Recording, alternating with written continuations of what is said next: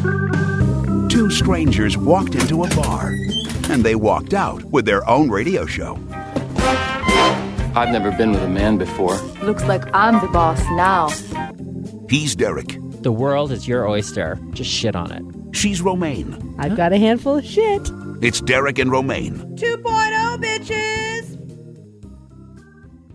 Derek here, along with Romaine, and joining us now, it is the three hosts of the Minoritea Report.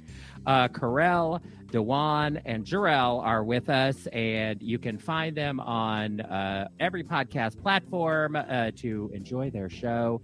And they are also on YouTube, Minoritea Report, and that's TEA, Minority, because otherwise, if you search minority, you're just going to find the Tom Cruise and all of them, like constantly. And by the way, all the time while I was preparing, the internet kept saying, "Are you sure you aren't looking for Tom Cruise?" Like, I know I'm gay, but I know what I'm looking for. All right. And they have a YouTube channel, and you can watch episodes of their podcast every Monday. They have new episodes. Welcome to our long delayed but not denied recording. Thank you. Go ahead, Derek. Go ahead. I have to start by calling Romaine out. Yep. So first of all, we're thrilled to have you with us because I have been enjoying your podcast, and I said to Romaine, like, oh, we should have the Minoritea Report on. We should talk to them, engage with them, with the outside world. And but we also have a terrible reputation in the world, and all the time I feel it is very undeserved. And except for today. I'm always looking for an opportunity for us to have a new engagement with new people in a way that I feel accurately represents us. And in this case, we have been accurately represented. We were horrendously late with our recording. Our tech did not work, and we made been a day. Yeah, and it's all Romaine's fault. It is my fault. So let me just explain myself. So last night I had a very unexpected, unplanned, very late night. So guys, I am both hungover and exhausted and not at all my normal self because so last night, I know we're playing this interview much later than when this was recorded, but last night was the podcast awards, and which happens every year. And I had a friend call me and say, "Hey, let's have a viewing party of the podcast awards. I'm coming over." And I'm like, "Okay, great." So I'm like, we don't have anything to do tonight. So yeah, come on over. So our friend showed up, and we watched the podcast awards. And then after the podcast awards were over, my plan was, let's take our friend. We'll go have some chicken wings or something down the road at this restaurant we like. But then my wife goes, "Ooh, we should invite over the neighbors." And I went, okay. And before I could stop this action, my wife was already texting. Next thing you know, my neighbor shows up with a giant jug of bourbon, like not a bottle, like one of those like handle jugs, right? Like the Costco economy. Yeah. So he's got his Mr. Peabody, and my wife and her friend and our friend are drinking their Trulies, and they're emptying out the beer fridge, and I'm sipping on some beers, so whatever. And then we start playing games, which whenever we play games at my house, insanity always happens. Now, keep in mind, this evening started at the podcast awards started at 6:00, right? 6 p.m. So that's when our evening started. So we watch it, and we're playing games, and we're continuing to play games. And my neighbor's getting drunk, and we're having laughs. And then it's 10 o'clock, and my wife's phone rings at 10 o'clock. And it's her other friend, our other friend, Jeff. And he's like, "Hey, what are you guys doing?" And we're like, "Well, we're kind of having this spontaneous get-together at our house." And he's like, "Oh, I'm on my way at 10 o'clock at night." But, by the way, that's my bedtime. So he shows up with his new girlfriend at like 10:30. And then it just went sideways from there, like just sideways. We got drunk. We were playing games. My poor child, I don't even think she got any sleep last night because her bedroom is directly above the room that we were all screaming and yelling and cackling and carrying on in. Now, Derek doesn't know any of this because I haven't talked to him yet. So after we all finally decide to call it a night at like 2:30 in the morning, my friends drive home, and then our neighbor who lives 50 yards away, he has to walk through the woods with his empty handle of bourbon now, and go to bed. Like, his wife is at home waiting for him. We're like, just make it to, he could barely walk, but we're like, oh yeah, we're just going to point you in a straight line, go. So here's what happened. He stumbles through the woods, and he gets to his farm where he lives, and he realized that no one put the chickens away for the night. So he's got to put his cocks away. So he goes into the chicken coop to put the cocks away, and somehow or another, it's unclear, he completely falls down on his face, like in the chicken coop, which means he is now he has covered himself in chicken shit, and he smells like an old whiskey barrel, and he finally makes his way out of the chicken coop. He's like, fuck it, I can't even. He makes his way to his bed. He passes out in his bed next to his wife, and his wife wakes up in the morning, and she's like, you are covered in chicken shit and feathers, and you smell like an old whiskey barrel. And she's like, are the chickens even okay? So she goes out to the chicken coop, and her husband's like, I don't know, but I think I might have broke a rib. In the chicken coop is a dead chicken. A dead chicken. He killed a chicken. We think he fell on a chicken. Oh, no. Well, needless to say, they are having chicken tonight. So if there's that so gives much you, to unpack. if that gives you any indication of the night I had and why I'm a fucking mess today, now I feel like that explains it pretty well. Yeah, I don't think there was bourbon in that bottle. What do you think was in that bottle? I mean, it was bad. I mean, it depends on what part of the country you live in. I can give you a couple of suggestions, but I mean, it was a night, guys. It was a night. Anyway, the way Romaine is describing this, you would think we're recording this at 7 a.m, but no, actually, no, it's 1:30 in the afternoon. Yeah, so it's she's 1:41. had 11 hours to recover from last night. But I'm not recovered. I'm not even going to judge because I've had many of those kind of So- nights, so I'm sitting here quiet. The point I'm trying to make is, gentlemen, I'm it happened. sorry that I was a fucking mess today. It's not normally how I behave, but Yeah, it is. it's That's quite the West. entertaining for Oh, us. that's okay. So thank you for bringing you're welcome. the stories and the experience. Well, I'm so I mean, we're glad always- we had you here from Minority Report so that Romaine and I could talk about ourselves.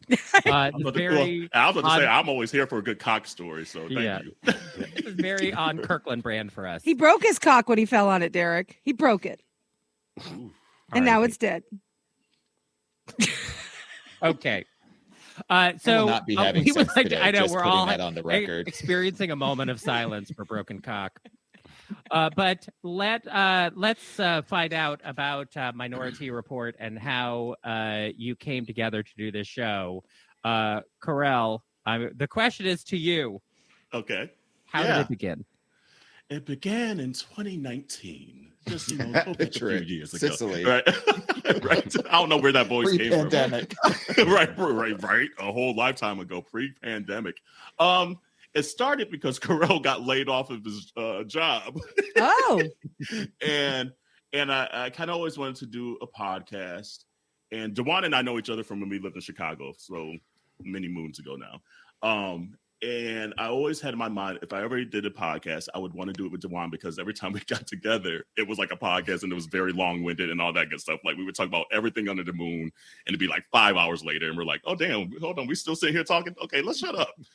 But if you're going to do a podcast, you need someone to break that shit up. So I was like, okay, who's going to like keep us together? Who's going to break this shit up? And I was like, oh, Jarrell.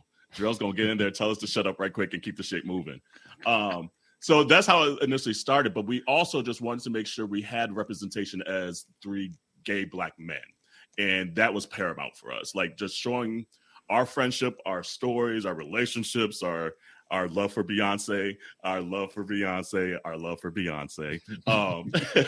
But really just to give us space and build a community for folks that looked and sounded like us. That's where it really started. And to see it grow, here it is almost 5 years later, to what it is now has been very cool.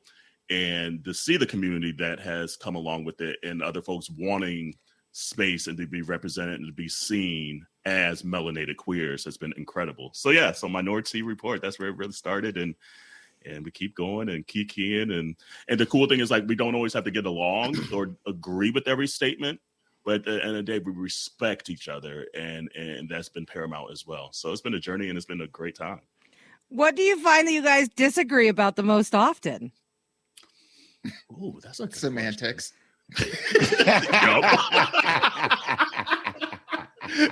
Right, you are right. It'd be like right something very little. We agree on a lot, but it be the fringes of the nuance of whatever it is that we're talking about. Honestly, that's really true. And those semantics be like the biggest blowouts that we ever have. Respectfully. I think as long as you're starting from like a core foundation of agreement, then you're not going to slide too far off the rails.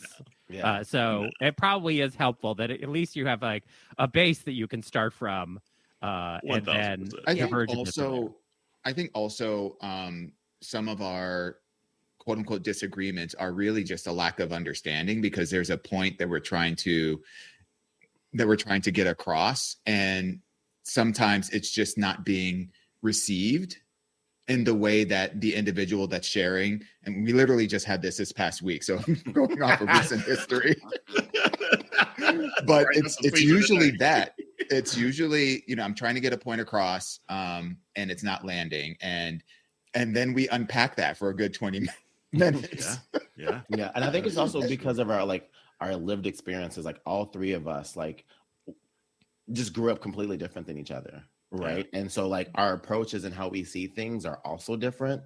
So I think it has like a double-edged sword in the sense of like, because we know that we're so different, we give space for each other. But at the same time, it makes us hard for sometimes to understand each other, because yet we are so different at the same time.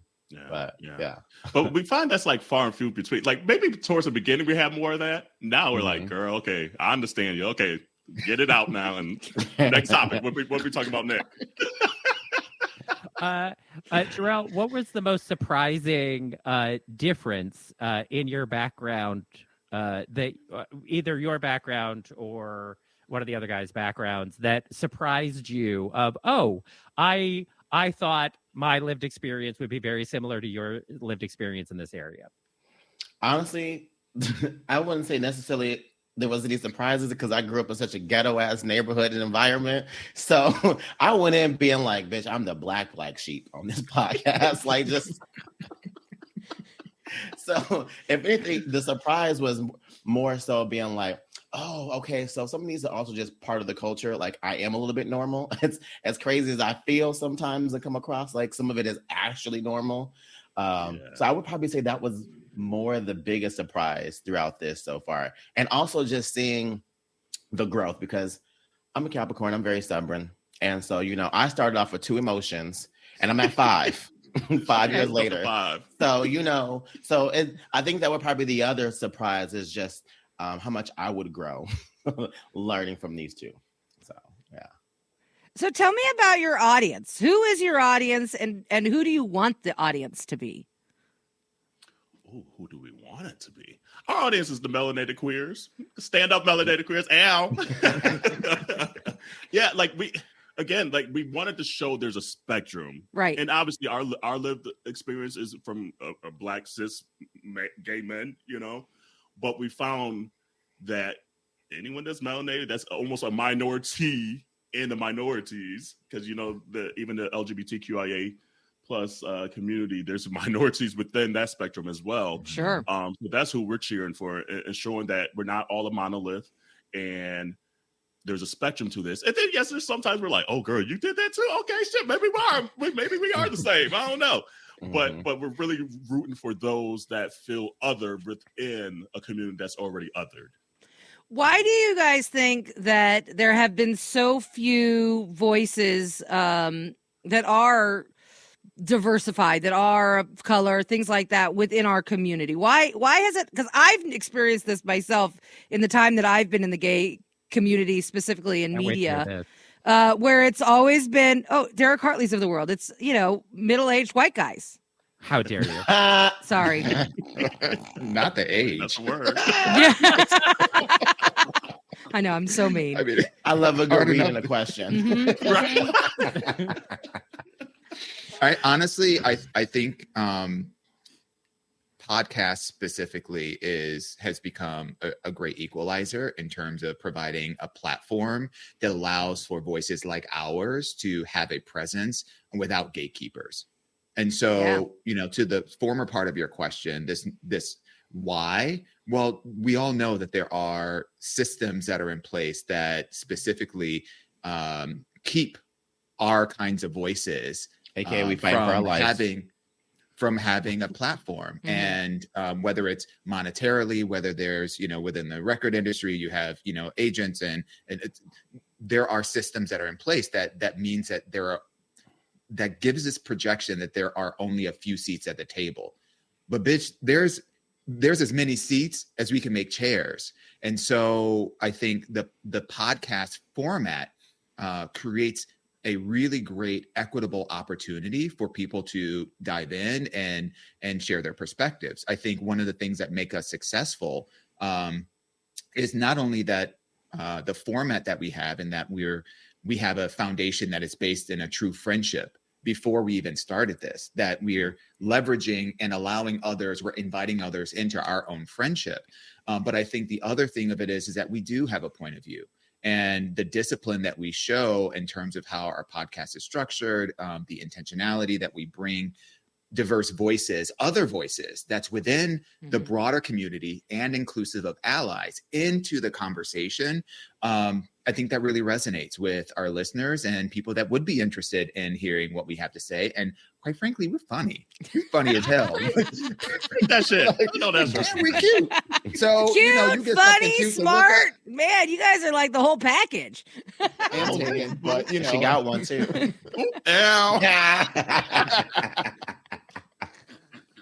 Oh my God, you guys! And that right there is a taste of what you get with Minority That's the epitome Report. of the show. Yeah. It's interesting because Derek and I have been in the broadcast media world now for 20 years, and the first 13 years of our career were spent at a big corporation that had all kinds of channels for different things. And I think it always rubbed Derek and I the wrong way that there wasn't more diversity, even though they had all the ways and means to have it.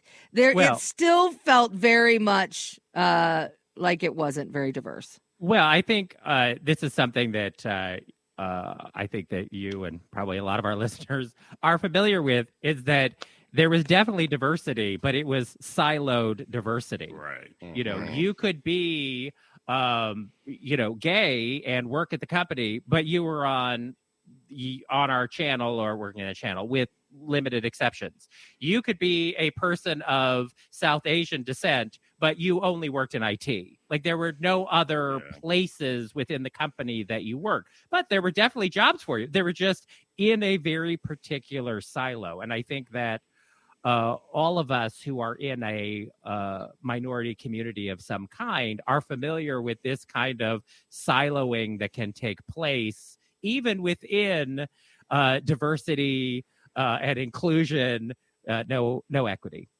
Yeah. I think there is a perspective, a duality that exists. Number one, there is out and out oppression, right? We don't want certain kinds of voices being out there. That's one kind of thing. Another one is really rooted in ignorance. And I don't mean that in a negative way, but it's truly ignorance in the true definition of ignorance. I don't know how to market this. So for folks that are we all work in the corporate world in some capacity, but I have conversations all the time with people who just don't know how. So when it comes to how do I find talent, how do I market talent, how do I connect this talent with organizations and companies that are that want to promote their products in alignment with that. There is a lack of knowledge of how to do that. So I think you do have that in the corporate setting. You do have that duality. But one of the beautiful things about podcasting is that you don't have to rely upon others to do that work. The three people that are here on this call from Minority Report, we do it all. So we know our community, we know our market, we know our lived experience. You know, we know what kind of content we want to put out there, and it comes from a place of authenticity, which I think really people can hear in the first 5 minutes of a conversation, whether it's BS or if it's real. True. And we give the real every single time, and that resonates with people. Yeah, I agree with that. I think honesty and authenticity in a talk show is what makes or breaks a good one, like, or from a bad one. Because I talk to people all the time who are like, oh, I want to do a podcast and I have this on-air personality. And I'm like, stop right there. I'm like, no. I'm like, if you come out of the gate with a personality that you've invented that is not who you are, does not share your perspective, I'm like, you have already lost out of the gate. I'm like, you have to be yourself. You have to be authentic. You have to share your real truth with your audience because they can see through that shit so fast. Like they just see through. They're like, oh yeah, no, I'm not interested in that. Well, they want that authenticity.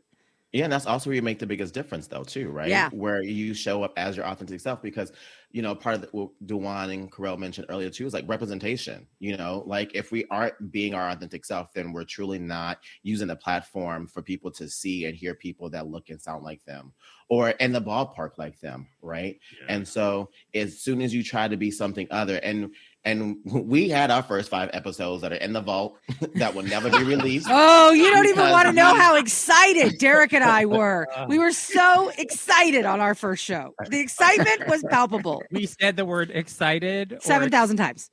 In 2 minutes. The first 2 minutes of the show is us just saying, I'm so excited. This is so exciting.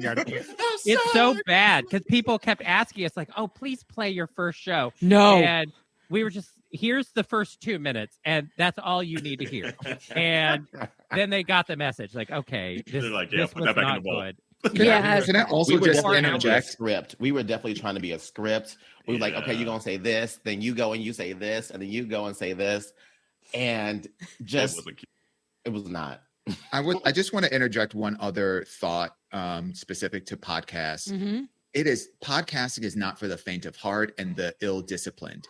Because the amount of work, you know, it's like that whole, duck swimming on a pond analogy. What people see is a duck, but underneath those feet are kicking and kicking and kicking and kicking. And so there is a lot of things that happen behind the scenes and a lot of discipline that is required of your on-air talent in order to bring a podcast to life. And some people get into it and say, I can talk. I never really run out of things to say. And it's like, yeah, you can, but do people really want to listen to that? Do you have the discipline to be able to deliver what your listeners, your followers, your community members want to hear? Yeah, and a lot of people don't. So Derek and I are horrible, mean people. We already told you we have a bad reputation, but we've had people over the years, listeners or interns, who get real cocky and like, oh, your job is so easy.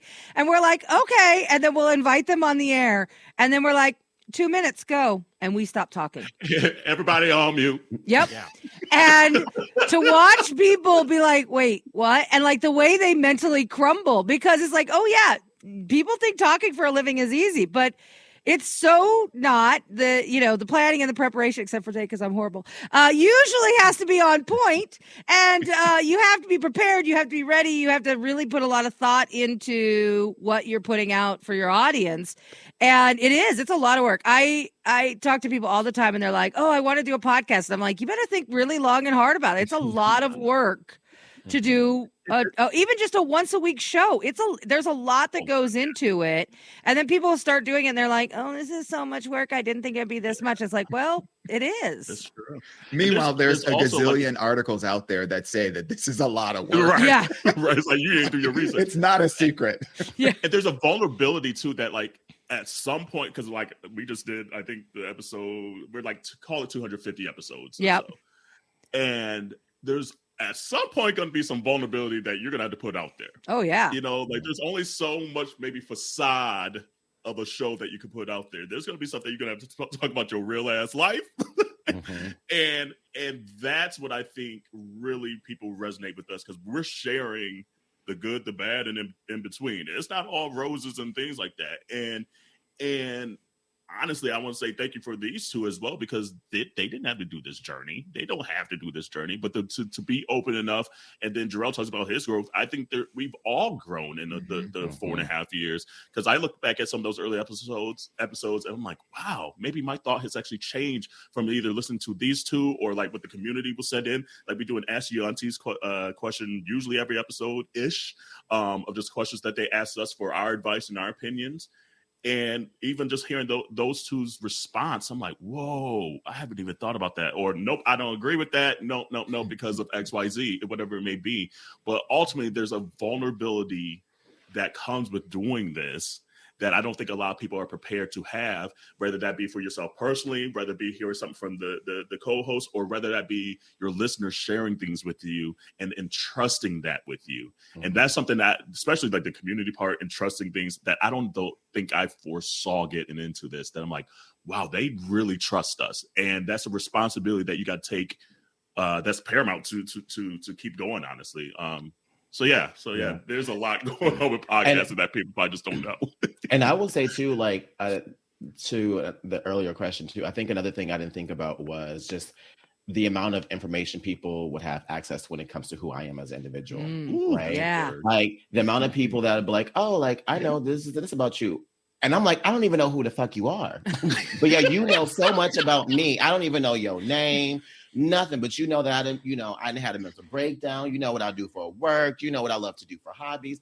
All this information, and kind of surrendering that and just being like, you know what, people are just going to have it's going to be a one-way street. People have access to me, but there are a lot of people I will not have access to and won't know. And so I have to be comfortable with letting people be that close to me without me knowing whether or not I have that same connection with them, or whether or not they're crazy or not, because sometimes they're crazy. That part, absolutely. And then also too, just being conscious of what you say as well too, because once you understand that so many people will be actually listening to you, you understand that saying, words have power. So also think before you speak a little bit as well too. You just can't get on the mic and start talking. You actually have to kind of do some research. You got to think, digest and process some of your thoughts before they come out of your mouth, because once it's on the internet, baby, good luck getting it down. Yeah, you thought you were hosting a podcast, but now you're as exposed as OnlyFans. Yeah. Because it really is. You don't think you're as exposed, but you really are. And for us, like, we meet a lot of our listeners all over the country. Wait, spell meet. It has been... it has been not like that. Sometimes like that, but okay, sometimes. But it is interesting because you meet people who listen to the show, and they engage with you in a conversation already in progress. Like they're having their own conversation on their side, and they feel like it is a two-way conversation. And for you, it is like somebody telling you a dream they had that you were in and the things you did in the dream. And it's like, we said that? When did we say that? Yeah, exactly. What's happening? I wasn't even there. Yeah. I'm still stuck at hi, nice to meet you. Like, I am late to the conversation, okay? We have covered a lot here, and then in my head, I was like, oh, I want to talk about this. I want to talk about this. I was surprised that Romaine did not tell the story about us working with ad sales to try to get advertisers. I came close to telling. We're psychically connected now after 20 years of doing this show. Like, prepare yourselves, gentlemen.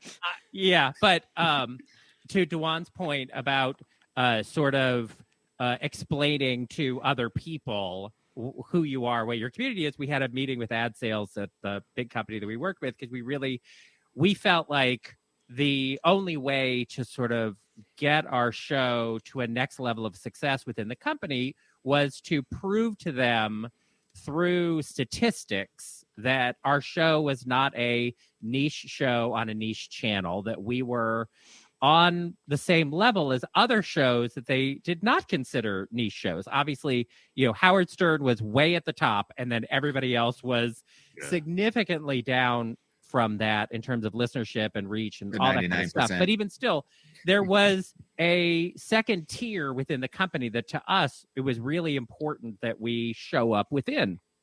And so we thought, well, if we can sell a lot of ads against our show, if we have a lot of advertisers, we can prove financially that our show is in this tier.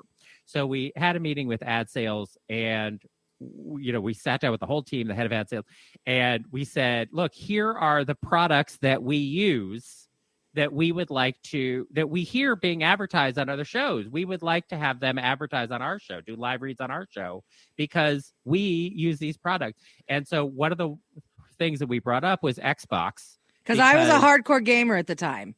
Right. And our listeners were playing with us, and we were sort of engaging the community on Xbox, and this was something that we were doing. It's like, this is a natural fit for us, and Xbox is an advertiser. They should be advertising on our show. And the head of ad sales said, oh, do they have a gay game? Oh, man. Oh, yeah. Yes. My head literally yes, fell off and rolled down. Right, the floor. all I was of like, them. what? All of them. Yeah. So, I mean, I think this is a big part. This is sort of that invisible barrier that we can face of they're not even thinking of us in the context of a mainstream brand, because they're only associating us as a niche brand, and therefore only interesting to a niche audience or niche advertisers, and not seeing us in a mainstream context, which is hard to break through. Yeah, and honestly, that's with the podcast something as well. Like, even another level under that is just even within the gay community, them thinking that Black men or melanated folks can only sound, act, be certain things as well, especially in the gay culture, or the fetishization of it, or whatever it may be. And that's something that we also tackle on the show quite often because it's our daily lives and it's our listeners' daily lives. So a lot of times they'll send in these questions, and it might even trigger us again, where we're like, damn, hold on. Because it's such a lived experience that it's just like trying to knock down these doors and these barriers and these glass ceilings. But if anybody gonna do it, why not us? As well is the approach we kind of take as well.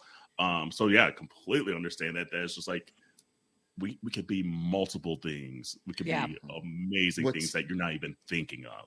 What's so interesting is that I call this like the Rihanna complex. Before Rihanna came onto the scene with her Fenty Beauty, right? For decades, women were told that, and companies were told that, oh, darker shades don't sell. It's a lie. Yeah. It's an absolute lie. And so many missed opportunities. And here you have somebody who has the financial means to be able to leverage her own brand and put out a product that caters predominantly. Now I won't say only, because there were brands out there like MAC Cosmetics that really leaned into, the queer space and the POC space.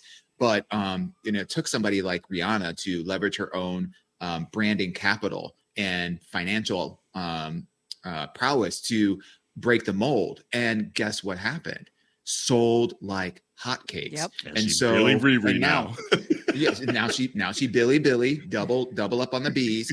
Now, and everyone's chasing after all those shades and all of that market share that they had ignored, or they were ignorant enough to not go after. And so I think one of the beautiful things that our podcast does is it plays in that space of saying, you know what, when there isn't a lane carved out for us, we're going to carve our own.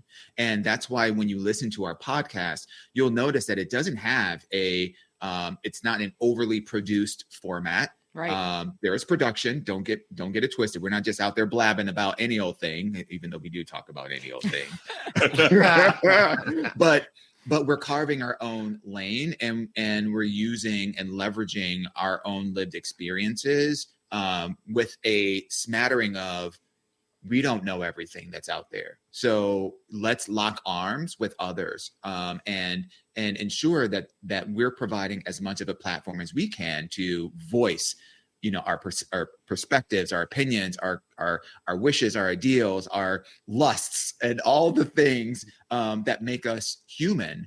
and create space for those other voices to have that same kind of space out there. And my hope is that then translates to all the other benefits that comes along with having a really solid followership and really engaged community that will ride and die for your brand, that then translates to opening up other doors. Wow, they'll let us know when we're wrong too. Yeah, I'm sure they will. Comments, they will be in the DMs being like, that ain't it. You might want to fact check, check that, and you might want to roll that one back.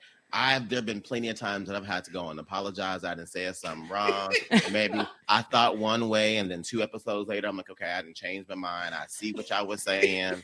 So, you got to be ready. Well, I love what you just said about making your own lane and building a community and coming together and trying to create a network of content creators and things like that. That's basically what Derek and I have been trying to do now for the last 7 years. So we had been a part of a network of shows, and then we were told that network was no longer needed, right? This community center that all the shows had built was no longer needed because gays could get married, and gays had become part of the mainstream, and therefore they didn't need this content anymore. And when Derek and I left and restarted our show on our own, we knew better. We knew what our community needed because we had been in it and experiencing it and meeting all of these members of our community for years. And we knew how important this dumb little show that we did every day was to some of those community members. Absolutely. And as time has gone on, and we've been doing this show on our own, we started to build a new network of shows. And we did it with very specific intent. Our intent was to create diversity in the shows that we have that we'd never had before in our career. We knew there were voices that were not being heard by our community that were desperately needed. I was just talking to a gentleman the other day about the bear community and how few shows there are specifically to the bear experience. And it's funny, I was like, I never thought about it, but you're right. This is a very large part of our community, and there are not a lot of voices out there that they can relate to. And we got to fix that, right? Like, this is where, we have this opportunity with the DNRStudios and our network of shows. It's about creating those lanes for shows. It's about creating that space and hopefully bringing all of our collective audiences together in a space that is both welcoming and just full of creative, interesting voices that they can listen to and experience life with and learn from. And I mean, for me personally, it is a mission for me. I want our community to be demonstrated in all of its beautiful colors because that's what we need. That's what our community wants. It's what they desire. It's what they need. And we should give it to them. And for a lot of us in our day-to-day life, that's our real lives. Yeah.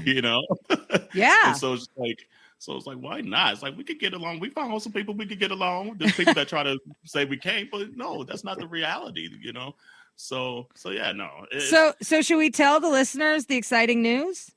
Absolutely. So to the listeners out there, to the Derek and Romaine listeners, the DNRStudio Network listeners, Minority will be joining the network. We will be distributing their show starting in December. Hey. We are so very excited to have you guys as a part of our family because that's the way we look at the network. It really is a family of shows and hosts and listeners, and you may regret it. Yeah, because we are a little bit of a crazy family, but we're a family nonetheless. She said, I tried to warn you on day one. I did. Consider this a warning. Now a warning. I love it. No, we're excited. We're excited. Like, when you guys reached out, we're like, you know what? This feels right. This feels good. And we've had other maybe opportunities in the past where we're like, that didn't quite fit. I don't know. But this one from the jump, we're like, you know what?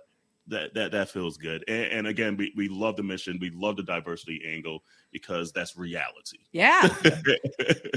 So we're very, very excited. community. I think our audiences are going to love one another. And sometimes we have like some sibling rivalry that happens with the shows. Like during podcast award season, it gets a little messy, but that's okay. Derek and I are no longer eligible for the LGBT podcast award anymore. Because y'all like won like 95. I know. We've won a few times. So, but now it's open to any one of the shows on our network, and we'll support all of our shows. So Yeah. We've pulled an full. Oprah. Oh, And then I'm for pulling us, myself the rest out of is for y'all. competition for the Emmys because I have too many Emmys. yeah. Come on, And, Oprah. Please let a million flowers bloom. Yeah, we're so magnanimous of it. I know we're the worst. I'm just honestly really excited for the opportunity to join so many other really great content providers on this platform. The opportunity to expand our network outside of the community members that we've been able to build organically. Like I said at the beginning, this is not for the faint of heart. We drop episodes every single week. Yeah. We record every single week.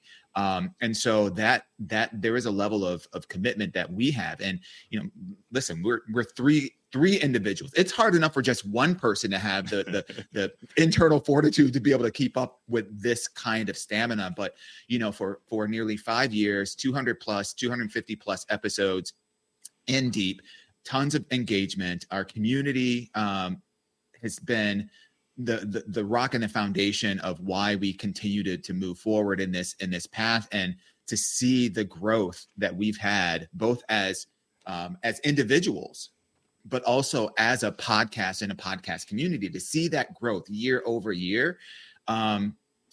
It's so inspiring, and I'm just so excited about the things that we can talk about and explore and expose and unpack together. Exposing and unpacking together. Take from all of that what you will. Mm-hmm. Okay. So I did want to talk about a recent episode of your show. Oh, Lord. What did we do? Oh, look, see, they're just like us there. They're like, oh shit. No. This is actually recently on your show you had the choreographer Frank Gatson on. Yes. And he did talk a bit about En Vogue, and I wanted to tell you a story of our experience, our personal lived experience with En Vogue. Do it, Derek. Oh, okay. Yeah. So Derek and Romaine adjust have hosted, myself. and then I would like to hear your impression. But anyway, so Derek and Romaine have emceed many Pride events around the country. This was our strategy early on with the show. Like, we have to get out into the community, and this will be a great way to promote our show and get in front of people. So we did a lot of Pride events. Grueling. And we emceed Phoenix Pride many times. And then finally they made us grand marshals to get rid of us. Like, all right, enough. Our local drag queens are furious that you're still emceeing this show from out of town and you're sucking up all the oxygen. Get out. Anyway, but we still love Phoenix Pride. They're wonderful. It's one of my favorites. But as eventually they did have to sweep us off the stage. Anyway, one of the last Phoenix Pride that we did, they would always have a big headliner on Sunday night. And there was a city noise ordinance, so they always had to end on time. And the first time that we emceed their Pride, we ended 2 minutes early. And the executive director is like, "You're hired. Come back every year. This is exactly what we need," because the city's always breathing down our neck. Anyway, so we kept the show tight and everything, blah, blah, blah. So one of the last years we were doing it, though, it hadn't rained in a long time, and the Pride Festival's at a park, and it was extremely windy. And dust was flying in our faces all day long. Oh my God, the whole day. It was horrendous. Yeah. So it was like working on stage in a sandstorm. Yeah. And Lady Bunny was performing, and Bunny was like, "You have to hold my props because I have to hold on to my wig or it'll fly off." And I'm like, "Bunny, fine." So, and of course, Bunny's telling the crowd, like, I can't, I have to hold on to my wig. They're like, "No, do the show without the wig." Anyway, so it was really windy, and everybody was a trooper and performing, and everything was great, except for Ari Gold, R.I.P. Sir Ari Gold, like, complained the whole time. "Oh, it's so windy. The sand is in my eyes. This is horrible. I can't believe I have to do this. Like, everybody else is doing this. Suck it up." And the whole time on the stage, in between the songs, there's dust in my face. I can't do this, blah, blah, blah. bitching. Girl, you've bitching, had other bitching. things in your Okay. face. Get over it. Yeah, exactly. So the end of the night, En Vogue is our closing act, and they arrive, and it's the wind, the sand, it's in your face. They got up and performed, and did not miss a beat. Not one. I Did know that's not right. drop a lyric Nope. I know or a that's bit right. of choreography while they were performing, because we were right there at the stage. Tears in their eyes, like Yeah. coming down their faces, because the sand was blowing like directly in your Ooh. face. They were being sandblasted the whole show. Sandblasted the Wow. entire time. Gave a phenomenal performance, and I was like, "All right, Gold, look at this." En Vogue, who is bigger than you, were You better troopers. spill that tea. Yeah, Right. and worked through it, and did not complain, did not say one bad thing about Phoenix, I know or the that's wind, or the sand, nothing, and gave a hell of a Professionals. performance. Yes. Right. Professional. Yeah. They came off stage and coughed up a dust bunny, but it was okay. Hey, Give free them your mind. the whole damn tulip Mhm. field, Yeah. not just flowers, the whole Right, damn the tulip whole field, field. because I know that's right. They they stepped on are that incredible. that cleared. So here we go. Mhm. You know, And I bet But, that no. skin was glistening the next day. All that, all All that abrasion. exfoliation. Oh, yes. I But no, can that cast my episode with dermabrasion Frank now. though, that Frank episode was incredible. Just because, like, everyone that listens to the show, they just know how much we stand for Beyonce. So to have him on was like a surreal moment, like honestly, and just to give him, like you said, the tulip fields for En Vogue, give him all the rose bushes and everything, because his impact on culture, like Black culture, and then Black queer culture.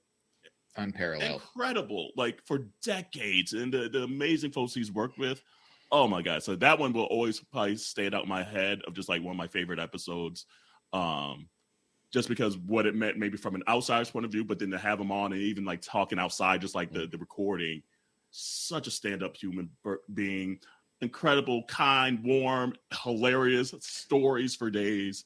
So yeah, that's gonna always be. And How he it told also those goes to stories was show- just crazy as well too, because you're just sitting here like, I am talking to someone who was just like, yeah, I was on the set of Michael Jackson's Smooth Criminal, you know, Right. it was a big break, and then my first break was it, and I'm just sitting here like, It's like, oh, you eating popcorn with Katherine Jackson? like this shit actually happens to real people, huh? Right, Who it's would like, have thought? And this just goes to show that, again, the power of the platform, because you always have the star on the stage, but what are the people what are the stars behind the stage? What are their perspectives? What are their voices? And the fact that not as many people stand for Frank, like we stand for Frank, Right. like who should stand for Frank, and a lot of so many other melanated queer creatives that are out there that are pouring their heart and their soul into their talent and gifting us with all the fruits of their labor, and they're unsung. And so it resonates, that we're able to provide that kind of platform and have a whole lot of fun along the way, because he dropped some gems throughout that whole interview. He actually, I was shocked. He broke news about single ladies in the Right? podcast. I was like, what? Had no idea. I was Had like, no Jay-Z idea. made up the head? Come on, Jay-Z. Jigga. I was like, okay. Oh. And spilled some tea about Mimi. Like, I mean, there's Yeah. it just Yeah, there was a that lot. was That was an interview that gave what it needed to be It was given. it was the subtleness when he was like, "Oh yeah, Usher fired me 5 times." I was just like, "How you just casually say?" Casually just throw Hired that out. by Usher Okay, 5 Frank. times. That you got hired, fired. Like, okay, stunt on us, Frank. Okay. And that's episode 241, by the way, if y'all want to go back and listen to it. Nice. And then I wanted to talk to you about Ask the Aunties and about what the origin of putting this segment together was, and how different some of your answers have been. Has that caused any contention in some of the response? Yes, well, it's easy to say yes. And Dawon, you explained it so perfectly earlier. It's honestly, a lot of times we're thinking similarly. It's just how we get there is different. And so sometimes how we get there is like, no, I don't like that road, ho. Like, come on my road. No, you come over here. I'm taking the plane. No, well, I'm taking the bus. I'm taking the train. That's usually what it is. But yes, and that's fine. Like we are not the same human beings. And honestly, it'd be a boring show if we always agreed. Normally, I'm the one all the way to the left in the cornfield. Like if there's anyone not agreeing, it's me. I throw out the logic. I'd be like, it's a no for me. I ain't trying to hear it. I need you to tell me how it is. Like that might be true, but honestly, that's what we need, because honestly, he'll do that and then be like, well, damn, I guess I haven't thought about it that way, or I haven't thought about that way in a minute. I've changed my position over time, and maybe I used to think that way, but this is how I came to this conclusion. So let's break this shit down. But yeah, Ask Your Aunties, honestly, I forget how it even started. Like we came with the list of just like, we love a good tea pun, or at least maybe I probably like force it on them. She does. You had that Miss list Kerel. at the beginning, honey. There was a long ass Auntie list. Vodka of loves them. the teas. Okay.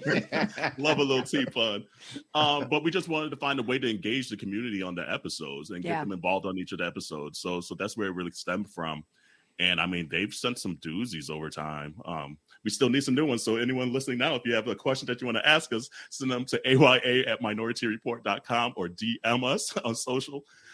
Because honestly, there's this point that they'll send in that, again, that maybe we dealt with that years ago and we've kind of gotten through, or be like, damn, we ain't been in that situation. I haven't had to think that way. Let me hold on. What is my thought on that?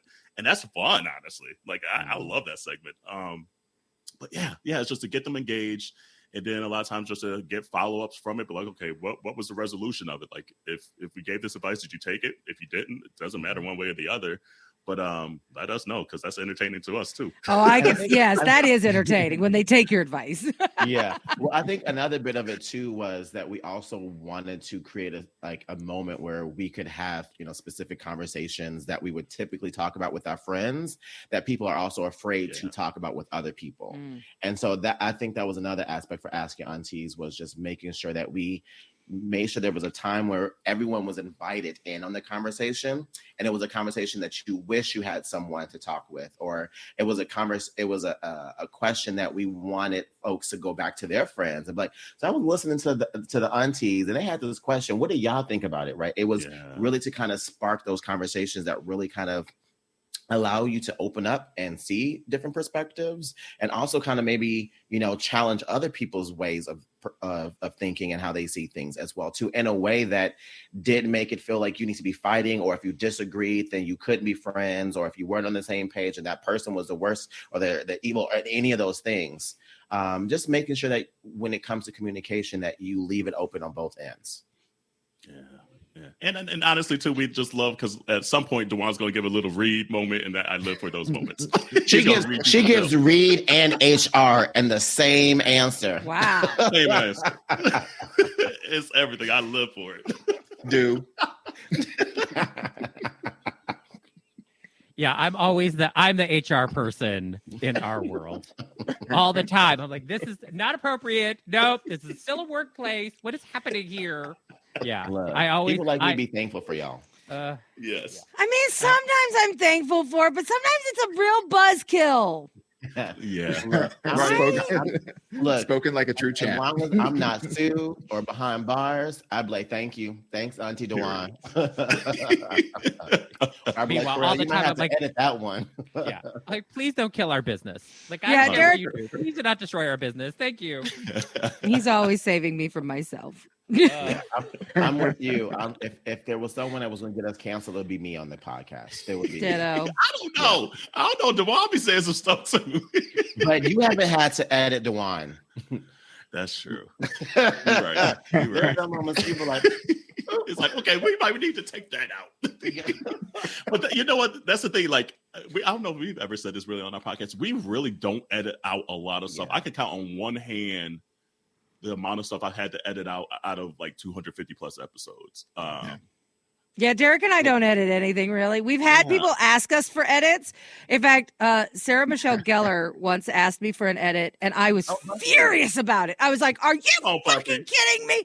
And here's the edit. When I introduced her, I'm like, "It's Buffy the fucking Vampire Slayer." And she's like, "Can you take out the fucking?" And I'm like, What? No, What? no. Buffy is a fucking badass. How can I take out the word fucking? I was so mad. I was so mad. I was Take like, it out?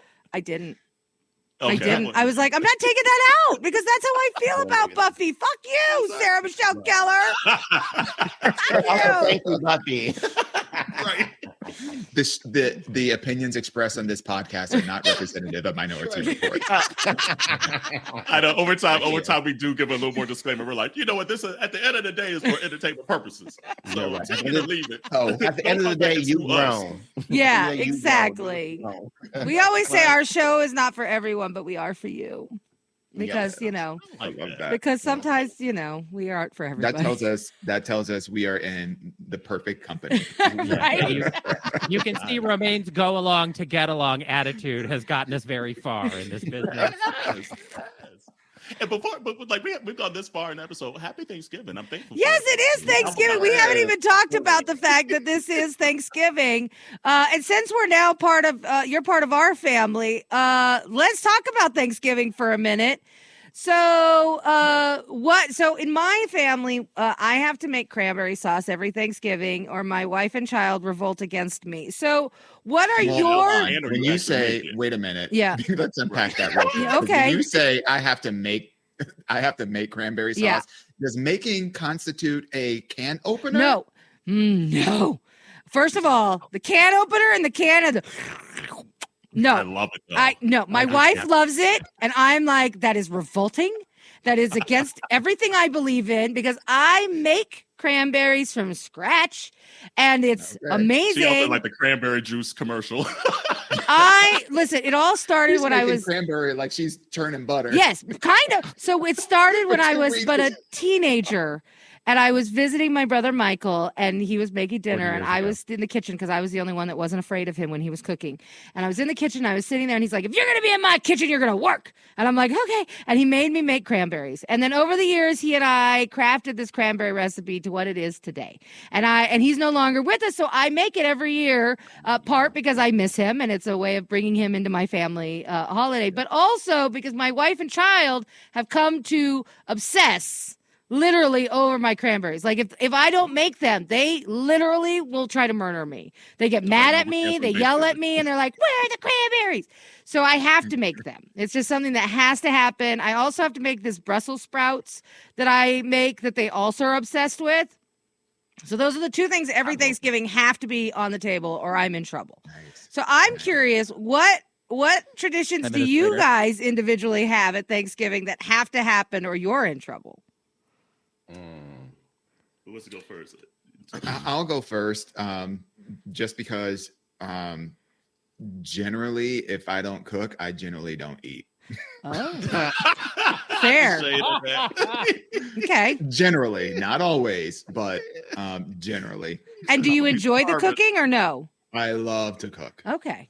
I love to cook, and I don't want any help. Don't come in the room. Give me the space all by myself. Don't even come in to get something to eat on your own. Like leave me alone so I can make my magic. Except for that one cake that I made that one time. Yeah. But that wasn't for Thanksgiving. That wasn't for Thanksgiving. That was a one-time thing.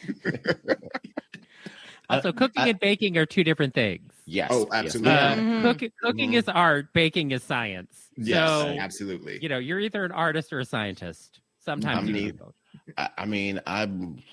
I can fake it. Okay. I can fake it. No, I'm kind of like Dawon. Like my partner is from Europe, and so like they didn't celebrate Thanksgiving. So I don't get a Thanksgiving meal unless I make Thanksgiving as well too. And I enjoy the process. I like starting on Tuesday night and then, cooking on Wednesday, waking up and finishing the little touches on Thursday and eating by noon, napping by 1, eating again by 5. So I numbers be hitting. Okay. I love me a good multiple naps. I would say the thing that must happen is multiple naps. You know what? I agree with you on that. Multiple naps on Thanksgiving, kind of a necessity. Yep. That has to happen. Mm-hmm. I need and if I'm not sleeping, plates. that means the food was not good. And that means I'm not coming back. Good to know. If you don't get the itis twice, if I don't look tired, if I don't look like I drank a bottle of bourbon and could end up in a chicken coop, the food wasn't good. I don't want it. Wait Way to bring that all the way back around. No, won't it? Oh, that's funny. Like mine has kind of changed over time. So like I'm married, and my husband loves to cook. He's a great cook. So I used to go like back home to my parents because my mom could throw down, and then we also had like a family friend for 20 years that we always like combined Thanksgivings. But for the last almost decade, which is crazy to say, it's usually Corey and I, and then some extension of like wherever we're living because we lived everywhere in the last 11 years, and friend groups. And Corey's like, Dawon and Jarrell, get the fuck out the kitchen and move out my fucking way. And he's dropping the F-bombs. And so I move out the way. But the one thing I definitely have to do is sweet potato pie. Like, so I do that every year. I knew you were and then mac and cheese. Because like he grew up not having like a baked mac and cheese for Thanksgiving. I'm like, bitch, like that's the only way. Like we haven't baked mac and cheese. To the point now that he will volunteer to actually do it, and he's actually gotten pretty good at it. So sometimes mac and cheese out the way. Yeah, sometimes I even stay out the way for the baked mac and cheese now as well. But 98% of it is my husband Corey. He'll knock it out, and then the other changes like we'll eat like almost like dinner time. And I'd be like, girl, I'm starving. Like, I want the 2-itis as well. So that's the one thing I've kind of given up. I'm like, okay, that's a battle I'm just not going to win anymore. He wants dinner around like 5. No, I don't understand that. It should be early in the day. You got to get up at like the butt crack of beyond stupid to put that turkey in the oven. I hear you. In theory, I don't understand how you could be. I don't understand how you could be in the house smelling all those smells the whole day. The whole day. And you don't want to eat something else because you don't want to ruin your appetite because you want that food. So it's not like you're going to be like, let me just have some Captain Crunch and that's a hold me over until later in the... No. So usually now we'll have friends come over earlier. We'll have like some kind of just nibbles, like maybe like shrimp cocktails, charcuterie boards, blah, blah, blah, even though that's not what I want to fucking eat on that day. Agreed. Start drinking and then buy like dinner, get that first plate in, try to like doze off for a hot second and get that second plate in by maybe like 8 o'clock. You're probably not waking up until noon the next day if you eat that way, baby. Seriously. Yeah, you're gonna be like me today. Falling on clocks and everything. Well, we are thankful that you spent your time with us today and are joining our network. And we're really looking forward to the honest feedback from our listeners about how great your show is. We know they're going to love you guys. I already know. I hope they do. Yeah, we hope they do too. And we're going to love them right back. Absolutely. Oh, that's more not ways guaranteed. than one. Spell meat again. Right. All right. Our thanks to Kerel, Dawon, and Jarrell from the Minoritea Report. If you are a DNR Plus subscriber, you'll be able to get their show right there in the DNR Cast app. And for everyone else, their show is available everywhere you get your podcasts. And so look for it and just make sure TEA for the T at the end of Minoritea, because otherwise it's Tom Cruise all day. It's Tom Cruise, and nobody's looking for him. Couldn't have been the polar opposite. Maybe 20 years ago, I'd be looking for him, but not today. Oh, that is rough, but we can unpack that on another day. Spell unpack. Thanks for being with us. Well, there you have it. The end of another perfect episode of Derek and Romaine. And if you want more great fun, go to DNRStudios.com and subscribe to get our show every day. And don't forget, for DNR Plus subscribers, you can use the DNR Cast app for iPhone, available now in the App Store.